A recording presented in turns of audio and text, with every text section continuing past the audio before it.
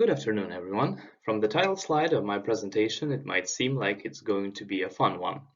Well, wrong. It's going to be an excruciatingly boring number crunching. So let's get started, shall we? So let's start with the big picture. Here's the global space economy, valued at $366 billion. Blue segments are government expenditures. This huge brown segment is television, appropriately colored, don't you think? And green is ground equipment. But what we are interested in are these two tiny segments, launch services and satellite manufacturing.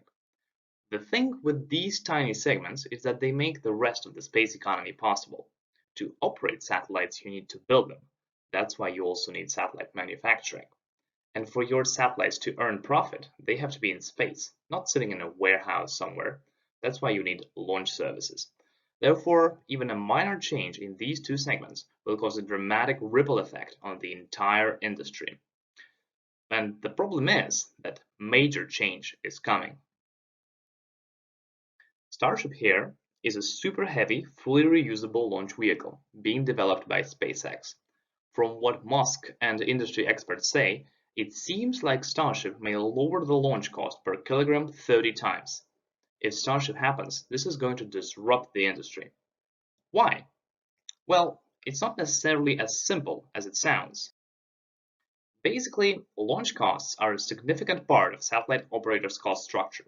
So your typical communication satellites would cost about 300 million to build, and on top of that, you'd pay about 150 million to get it launched. That's a third of your total costs, and let's be real here, satellite operators are running pretty tight profit margins. It's even worse if you're launching a lighter satellite. Then you can pay up to 90% of its cost just in launch services, if you're particularly unlucky. Okay, well, we've established that Starship can alter the market for launch services, which will change the cost structure of satellite manufacturing. But how exactly will satellites change in response to that? Since I'm not an expert in the satellite industry, to answer this question, we will need to look at historical data, which means that the fun part of the presentation is over and number crunching is about to begin. So, unfortunately, not many satellite operators are keen on sharing the nitty-gritty details about their satellites. Commercial secrets or something, I don't know. And when you can't do what you want, you do what you can. So I'll be looking at satellite masses and quantity, because these two statistics are available for most commercial satellites. More importantly, there is a clear positive correlation between satellites' total mass and number and their total utility, as these metrics correlate with market growth rates. So here on the left, you can see a sample of the consolidated table from GCAT after filtering out non-commercial satellites. On the right, however, you see a consolidated table from another database, this time about launch costs, which excludes launches with unknown costs and military payloads. To get some idea about the relationships that occur here, I plotted the values from consolidated tables against time. This is what enabled me to suggest that, well, cost per kilogram may predict average satellite mass. Well, let's see how that went. Okay, not good. No correlation at all. Now, when that didn't work, I figured that since my hypothesis could not possibly be wrong, there must have been some confounding at work here. And the best way to eliminate confounding is to split your sample into groups. And that's what I did. So I split the satellites by orbit height. How I came up with this split is really beyond the scope of this presentation, as I only have 12 minutes. So low Earth orbit satellites are in yellow and high Earth orbit satellites are in green, but I'm going to call them LEO and non-LEO. LEO stands for low Earth orbit. So I also split the satellite table into separate ones for satellites in LEO and low LEO, and separately geostationary, medium, high, and very high Earth orbits. Now, if we look at the metrics we've already discussed, like total and average mass and number of satellites, we see that there's a huge difference between these two types of satellites, which tells us that splitting the sample like that is a pretty good idea. Look at the graph of their average mass and the number of satellites. Note that the Y scale here on this graph is logarithmic. This means that there are huge differences in the very design of these satellites. There are thousands of light LEO satellites and only several huge non-LEO satellites. Now, let's talk about each of the satellite types in particular. With LEO sats, if we plot their metrics for each year in a scatter plot, we see that their average mass is pretty much constant and that it does not explain any variation in total mass. However, when it comes to non-LEO satellites, the picture is much different. We see that the number of satellites does not correlate with total mass as well as for LEO sats, meaning that average mass fluctuates much more, even though average mass still explains a lot of variation in total mass. But, it's all fun and games until you bring costs into the equation. Okay, so the reasoning behind this monstrosity is actually pretty simple. Problem was that I had no theory about what the relationship should be, so I plotted all possible relationships to find the strongest of them. So let's try to unpack what's going on here. All x-axis here denote cost per kilogram in dollars. The x-axis is also inverted, because as you may recall, cost per kilogram falls over time. Magenta points describe average cost per kilogram, while blue points minimal cost per kilogram. So y-axis for the left column is average satellite mass, and for the right column, it's total satellite mass, while upper row discusses non-LEO satellites, and in bottom row are only LEO satellites. So let's try to understand what the chart tells us. If we search for the highest R squared, we got it here at 0.8 between minimal cost per kilogram and average non-LEO sat mass. Then, if we look at the most inflected graph, we got it for minimal cost per kilogram and total LEO sat mass. What this tells us is that we found a quantitative relationship in here and qualitative relationship there. Let's try to interpret what this means. Quantitative relationship tells us that if we know minimal cost per kilogram, we can predict what the average mass of a satellite will be with 80% accuracy, which is admittedly pretty good for undergraduate research. On the other hand, we see a qualitative shift in LEO satellite total mass upon reaching a particular minimal cost per kilogram. Total mass in LEO satellites took up just so fast that even an exponential trend line cannot account for it. Okay, so let's leave the qualitative change here for a moment and talk about the quantitative change. So, if you remember, sometime 8 minutes ago, I said that I want to find out how Starship is going to affect satellites. Now, it's time to find out. So, logarithmic regression here yields the highest R squared.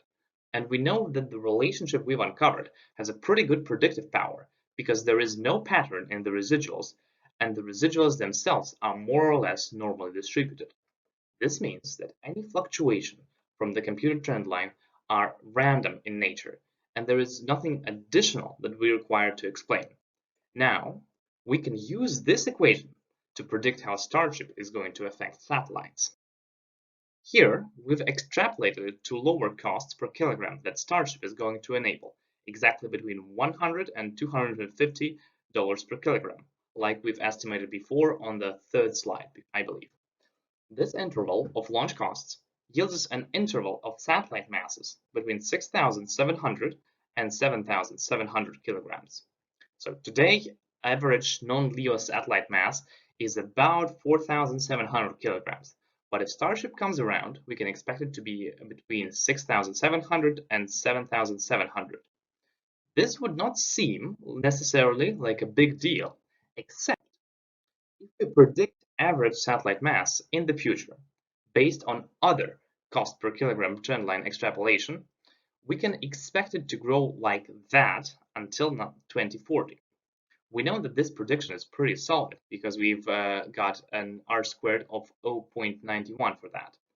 What this means is that this entire area would experience a disruptive effect caused by Starship, and the farther from the trend line, the greater the effect would be. I've calculated that Starship would cause 1.2 to 1.38 unexpected mass increase. But what can we understand from it? Overall, it appears that Starship may make satellites additional 20 to 38% heavier.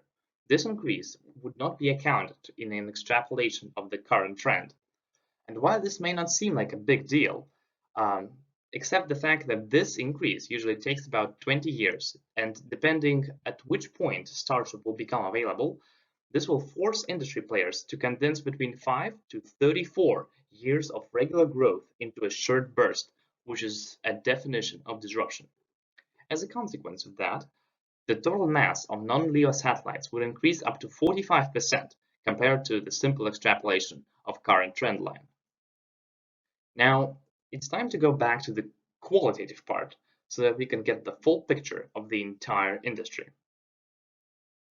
Here we see that something big happened when minimal launch cost hit about $3,250 per kilogram. The total mass of LEOsats just skyrocketed. Here on the right you see the same chart as on the left, but Y-scale is logarithmic. And you can see how points after a certain threshold just get away from the trend line and go up tremendously. What can we say from this graph? Well, apparently, after a certain cost cutoff, the total mass of LEO satellites just shot up, overtaking even an exponent. This is not a marginal change, quite the contrary. This is qualitative because apparently a lower cost per kilogram enabled satellite operators to close new business cases, like widely known satellite broadband and close to real-time remote sensing, as well as a bunch of smaller ones. What this means for the future, however, is that if Starship drops the price even further, it will also create possible new business cases like power satellites, geoengineering, and what have you, potentially creating another shift similar to the one we've witnessed in the data. All right, now, it all seems okay, but if you're in the satellite business, what does it all mean for you? Well, the answer depends on what part of satellite industry are you in. For high orbit satellites, we can say that while Starship won't make them 10 times more demanded, it will change the structure of the demand towards much heavier satellites, forcing the manufacturers to accommodate, drastically increasing the mass of the satellites they produce in one short burst. In essence, if Starship disrupts the market, it will probably be through killing those who would not make heavy satellites. For low Earth orbit satellites, however, the situation is much different. Starship may open up entirely new markets there, but based on what we see in the data, the average mass of satellites will not be affected. Instead, simply much more satellites will be demanded of the same weight class. It means that the structure of the demand won't change. The question will only be if manufacturers will be able to produce enough to satisfy this demand. And that's it. I hope you learned something new today. If you'll think of a question afterwards, or if you've spotted a mistake somewhere, please reach out to me via this email. Thank you very much.